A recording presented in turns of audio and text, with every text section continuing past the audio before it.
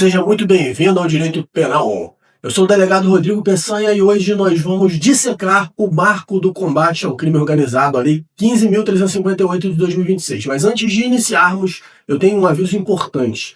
Para você acompanhar essa aula em alto nível, eu disponibilizei um PDF denso, esquematizado e atualizado com toda a parte material dessa lei. Material de apoio definitivo que eu preparei para os meus alunos de mentoria. E o link para baixar esse material gratuitamente está aqui na descrição desse vídeo, no primeiro comentário fixado. Pegue o seu e vamos para a aula.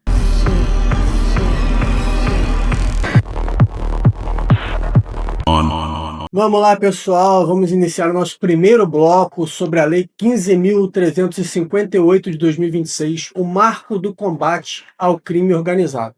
Então, inicialmente, a gente precisa perceber que existe no Brasil, sem dúvida nenhuma, um cenário de crise, digamos, de esgotamento do modelo tradicional. Isso gera uma sensação de impunidade. Essa sensação de impunidade ela é própria das sociedades da pós-modernidade. O sociólogo alemão Ulrich Beck já dizia que vivemos em uma sociedade de riscos. Então, sempre que saímos de casa, temos a sensação de que algo de ruim pode acontecer, porque estamos inseridos num contexto que nos parece transparecer uma violência muito grande. Todo dia a gente liga a televisão, a gente acessa as redes sociais e temos notícias de diversos crimes, de diversas situações perigosas em nossa sociedade. Isso cria, de um modo geral, nas pessoas, uma sensação de risco. Acontece o seguinte, aqui no Brasil temos também uma sensação de impunidade muito grande. Porém, estatisticamente, a gente tem que entender que o Brasil encarcera muito. Nós temos a terceira maior população carcerária do mundo, perdendo apenas para a China e para os Estados Unidos. São cerca de 850 mil pessoas encarceradas no Brasil. Porém, a sensação de insegurança só aumenta. Isso faz com que ocorra um fenômeno que a criminologia chama de populismo penal legislativo.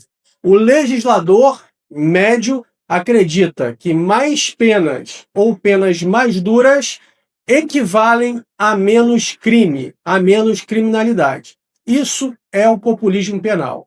Vende-se a lei para que se cure um câncer no sistema brasileiro, que seria um câncer social, um câncer sistêmico. Acontece que o nosso Código Penal, da década de 40, ele foi pensado para o chamado criminoso romântico, que é aquele indivíduo que agia sozinho ou em pequenos grupos. Esse Código Penal ele não foi programado, projetado para enfrentar as verdadeiras holdings do crime que existem hoje em dia, que faturam bilhões, que possuem divisões de logística, divisões jurídicas, de recursos humanos, que estão entranhados em diversos segmentos da sociedade, no setor público, no judiciário, no legislativo e no poder executivo. Essa lei, portanto, a 15.358 de 2026, tenta atualizar esse arsenal legislativo pensando em enfrentar esse tipo de criminalidade posicionando-se aí ao lado da Lei 8.072 de 90, que é a Lei dos Crimes Hediondos, e da Lei 12.850 de 2013, que é a Lei de Combate ao Crime Organizado. Porém, o legislador faz isso de maneira atabalhoada, de maneira apressada, sem a devida reflexão que nos permitiria ter uma lei com menos furos, com menos problemas ligados à constitucionalidade. Isso aconteceu, pessoal, porque no Brasil, nos últimos anos, a gente acabou tendo um fenômeno que é o fenômeno do domínio social ou do Estado paralelo. E todos nós sabemos bem o que é isso. Regiões do Brasil completamente dominadas por facções criminosas, por organizações criminosas violentas, que acabam ocupando um espaço deixado pelo poder estatal. E o poder não aceita vácuo. Não existe vácuo de poder no Estado. Sempre que o Estado sai de um determinado local ou é omisso em relação a determinadas localidades, algum outro tipo de poder social vai ocupar esse vácuo deixado pelo Estado. E isso é feito principalmente nas comunidades carentes, através dessas facções criminosas. Em muitas periferias e complexos brasileiros de residências, é a facção que acaba resolvendo os conflitos da vizinhança. É a facção que acaba fazendo o provimento de cestas básicas, que garante a segurança contra pequenos furtos. Isso cria um laço de legitimidade social da população em relação à facção, que vai acabar atendendo aos e protegendo essas facções ou por gratidão, ou, na maior parte dos casos, na maioria esmagadora das vezes, por medo. Por medo. A facção, inclusive, organiza verdadeiros tribunais do crime, exercendo o ius puniendi, que seria um apanágio estatal, né, um monopólio do Estado, mas a facção está lá exercendo esses tribunais do crime, que vão processar, condenar, via de regra, à morte ou a penas de tortura, penas cruéis, aquelas pessoas que, na visão desses faccionados, cometeram algum tipo de deslize. Essa lei, portanto, surge dessa percepção de que o Estado teria sido expulso de certas zonas geográficas e humanas e há, portanto, uma tentativa de retomada desses setores sociais por parte do Estado brasileiro. Isso se dá através de uma mudança da lógica de observação desse fenômeno. O direito penal da culpa, que é o direito penal clássico, como eu disse para vocês, estruturado em cima de uma criminalidade romântica, acaba dando espaço para o chamado direito penal do inimigo. O direito penal do inimigo é uma teoria alemã do grande penalista Klaus Roxin, que acaba, desculpem, é do Jacobs, né? É uma teoria do Jacobs, um penalista alemão, que acaba entendendo determinados grupos sociais como ameaçadores à própria existência do Estado e que, portanto, o direito penal comum não serviria para combatê-los. O objetivo aqui passa a ser não mais punir um fato, mas neutralizar um inimigo. As facções criminosas são vistas como um exército inimigo, e já que estamos dentro desse contexto de direito penal do inimigo, a lógica é uma lógica de guerra. Porém, essa crise, apesar de urgente, possuiu uma resposta atropelada por parte do legislador. Acabaram sendo criados determinados dispositivos que ignoram princípios básicos constitucionais, como a presunção de inocência, como, por exemplo, o direito de defesa, o direito ao silêncio, a inviolabilidade do sigilo que existe entre o advogado e seus clientes. Nós estamos aqui no que o Durkheim chamava de estado de anomia social, em que há uma ausência, um enfraquecimento, uma desintegração das normas sociais. O Estado aqui passa a concorrer com a lei da facção. E é assim que surge esse movimento de direito penal do inimigo, esse movimento do direito penal de emergência, em que nós temos, em 88, uma Constituição que reage a um autoritarismo proveniente da ditadura militar, que tem foco no chamado garantismo negativo, que limita o poder do Estado para proteger o indivíduo, em que o direito penal seria a última ratio, e agora nós acompanhamos o chamado pêndulo da história e estamos aqui num momento em que ganha muita força o conceito do Gunther Jacobs, que eu falei para você, que é o do direito penal do inimigo. Para essa teoria, certas pessoas, certos grupos ou certos indivíduos, os membros de facção criminosa, por exemplo, deixam de ser tratados como cidadãos e passam a ser tratados como inimigos do Estado. Contra essas pessoas, o Estado não deve aplicar o direito clássico, mas sim a lógica da guerra. Então, há uma retirada de garantias processuais e de garantias constitucionais sob a justificativa de que o inimigo é perigoso demais para essas regras comuns.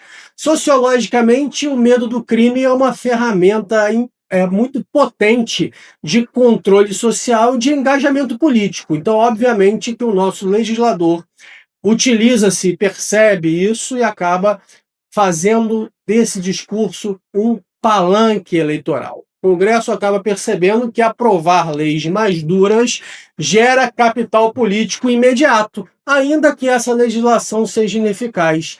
É o que a sociologia e a criminologia vão chamar de simbolismo penal. São legislações simbólicas que pregam uma determinada pena elevadíssima, que criam na sociedade uma sensação de que algo está sendo feito, porém sem um resultado prático efetivo. Certo? A gente tem que pensar criticamente aqui no processo legislativo utilizado para a aprovação do chamado Marco do Combate ao Crime Organizado. As leis que alteram o cerne do processo penal, como, por exemplo, a videoconferência na audiência de custódia, o sigilo no parlatório entre o cliente e o advogado, deveriam passar por comissões de especialistas, por audiências públicas, por conselhos de polícia.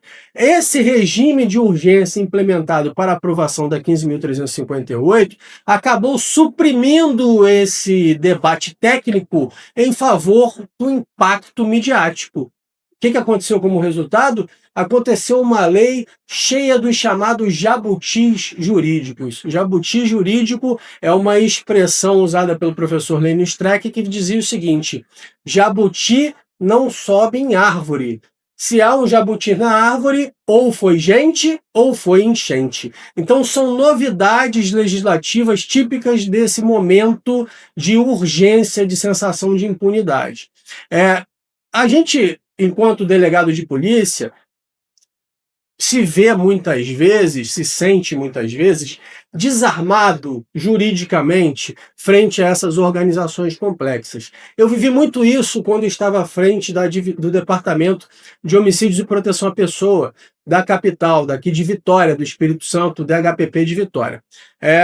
Havia ali uma enorme dificuldade para a colheita de prova testemunhal. As testemunhas ou mudavam suas declarações, ou não queriam falar com a polícia, ou eventualmente desapareciam, por medo desse verdadeiro estado paralelo, porque sabiam que se a facção descobrisse que elas conversaram alguma coisa com a polícia, elas seriam brutalmente assassinadas ou de alguma forma punidas. Portanto, essa lei 15.358 atende, sim, a um clamor social de alguns operadores do direito para que esses indivíduos que são realmente perigosos e que cometem crimes graves sejam mantidos presos, sejam mantidos muito tempo presos. Porém, da forma que a lei foi feita, isso acabou gerando diversos mecanismos de duvidosa constitucionalidade, como, por exemplo, as prisões ou a justificativa da prisão preventiva a partir de critérios como basta que ele tenha cometido o crime, já se tem motivo suficiente ali para a prisão preventiva. Então, ainda que essas ferramentas possam parecer inicialmente um presente para a polícia, é possível que elas sejam posteriormente tombadas lá nos tribunais. Essa pressão para resolver esse problema pode acabar tendo atropelado a técnica, e aí a gente transforma a polícia judiciária, tanto a polícia civil quanto a polícia federal, em uma fábrica de nulidades, acabando por ampliar a sensação de que a polícia prende e o judiciário solta. Isso acontece quando a prova é mal construída. E instrumentos como os apresentados pela 15.358, muitos deles possuem uma forte tendência a serem declarados inconstitucionais. O processo penal não pode ser visto como um obstáculo à justiça, certo? O processo penal deve ser entendido como o único caminho possível, constitucional e legítimo para se chegar à justiça. Então, quando essa lei 15.358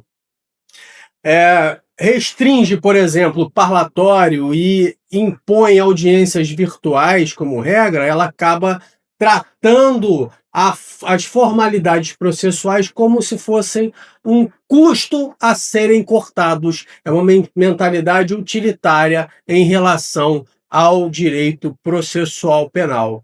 A gente tem que notar o seguinte, que a verdadeira eficiência do sistema ela não se mede no momento do algemamento do preso, no momento da imagem da prisão, daquele show midiático, mas sim na capacidade que aquela prova produzida naquele inquérito policial terá para resistir aos tribunais pelos próximos anos. Depois que virar um processo, será que aquela prova que foi produzida no inquérito, aqueles indícios, na verdade, que foram produzidos no inquérito policial, será que terão condições de serem submetidos ao crivo do contraditório da ampla defesa e ainda assim sobreviverem? Então, se um delegado de polícia usa uma das ferramentas da nova lei, o STF, posteriormente, daqui a 2 anos, declara que aquele dispositivo é inconstitucional, como, por exemplo, esse monitoramento de advogados no parlatório, todas as provas derivadas daquela interceptação ambiental serão tidas como anuladas, em razão da teoria dos frutos da árvore envenenada, que você já conhece lá do estudo das provas do direito penal. Nessa medida, portanto, essa eficiência acaba sendo burra, porque você prende rápido para soltar depois, por erro do procedimento. Isso não pode ser considerado eficiência. Isso é, na verdade, um desperdício de recurso público e um fomento à impunidade. O legislador aqui em 2026 parece ter ignorado que a nulidade é retroativa. Ela vai voltar e apagar meses de trabalho de campo da Polícia Civil e da Polícia Federal. E ainda, essas anulações vão retroalimentar esse ciclo de prende, solta, polícia prende, judiciário solta, que acaba gerando toda essa insegurança política e jurídica e que acaba criando na população e ampliando essa sensação de impunidade e de desconfiança nas instituições públicas. Então, eu não digo aqui que a lei seja ruim de todo ruim, ela tem diversos pontos que são bastante louváveis, mas existem muitos institutos ali de constitucionalidade duvidosa, que nós vamos abordar, tem um módulo só para isso, porém, a gente tem que entender que seria muito melhor se tivéssemos tido ali comissões e uma discussão mais aprofundada dessa lei antes que ela fosse aprovada. É importante a gente pensar aqui no direito penal efetivo e no direito penal simbólico, né? Porque muitas das normas dessa lei,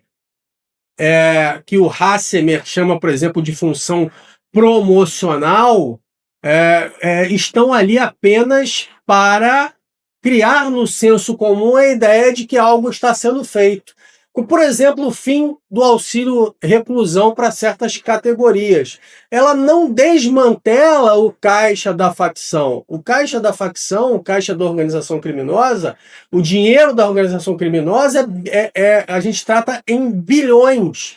O auxílio reclusão cortado em determinados casos é irrisório. Ele se dirige à família do preso, de um preso que estivesse contribuindo para a Previdência Social no momento da prisão, o que são minoria. Minoria dos presos contribui para a Previdência Social, mas esse tipo de norma cria no senso comum, que não entende bem o que é um auxílio reclusão, a ideia de que o crime está sendo combatido. Isso é mais um anestésico para a opinião pública, que o Estado acaba passando a ideia de que está batendo forte no crime, enquanto que os mecanismos reais de lavagem de dinheiro e de corrupção estrutural continuam intocados, apesar da lei ter trazido diversas ferramentas de bloqueio de bens, que veremos no módulo sobre direito processual penal da lei do marco do combate ao crime organizado, traz diversos instrumentos ali que são, sim, importantes. A gente precisa saber aqui separar o que é uma verdadeira ferramenta de investigação, que é o que nós queremos e precisamos, do que é mera pirotecnia legislativa, que serve apenas para viabilizar uma enxurrada de habeas corpus que certamente vão bater nos tribunais superiores. A ideia para a gente aqui, pessoal, o ideal para o nosso direito penal, pelo menos nesse momento científico do estudo do direito penal, processual penal e da criminologia, é viabilizarmos o que o professor Douglas Fischer chama de garantismo integral, no qual o Estado tem que encontrar um equilíbrio entre a proteção dos direitos fundamentais do investigado e a proteção dos direitos da vítima e da sociedade. E isso se faz através do respeito às normas constitucionais, endurecendo sim os mecanismos de combate à criminalidade, mas pensando sempre que existe ali um indivíduo sendo investigado e que, portanto, como todos os outros, precisa ter os seus direitos fundamentais garantidos. O que nós temos aqui é o legislador dando à polícia o que parecem ser superpoderes, porém são poderes tecnicamente precários. E o que não é sólido constitucionalmente no direito acaba sendo volátil. Por exemplo, ao dar ferramentas de monitoramento genérico e critérios de prisão preventiva automáticos, o legislador acaba colocando o delegado de polícia numa armadilha. Ele dá o armamento, mas não dá a blindagem. Então, se você usa essas ferramentas, você acaba gerando uma nulidade que posteriormente vai atingir a sua investigação, enquanto já for um processo penal. O delegado precisa sempre se preocupar com o filtro constitucional, é o chamado garantismo integral que eu estou falando, né? Então, se a lei determina, por exemplo, uma prisão, o delegado deve pensar como realizar essa prisão de modo constitucional para que ela se sustente nos tribunais. O objetivo aqui nessa série de aulas não é simplesmente ler a lei para vocês, é simplesmente pensar esses novos institutos com esse olhar que está aqui na estrada. Já estou há 21 anos preparando pessoas para concursos públicos. Então, a gente vai analisar essa lei pensando como um examinador de concurso pensaria, tentando identificar o que é que vai cair na sua prova no futuro. Concluímos mais essa etapa fundamental da análise do marco legal. Agora, eu sei que a teoria, por si só, não vai garantir a sua aprovação. O que separa o candidato aprovado daquele que fica pelo caminho é a capacidade de aplicação do conhecimento na hora da prova. E por isso eu preparei um curso intensivo com 30 questões inéditas, estilo FGV, Sebrasp, sobre esse tema, comentadas assertiva por assertiva, ponto por ponto, com fundamentação jurisprudencial, legal e doutrinária e foco nas pegadinhas de prova. É uma preparação cirúrgica por um investimento de apenas R$ 37,90, o preço de um lanche, mas com o valor de uma mentoria. O link para adquirir o curso também está aqui na descrição desse vídeo. Você já sabe, aqui no Direito Penal On, toda segunda-feira às 19 horas, eu tenho um encontro com você para a gente estudar uma lei penal especial. E agora nós estamos na série do marco do combate ao crime organizado. Te espero na próxima segunda.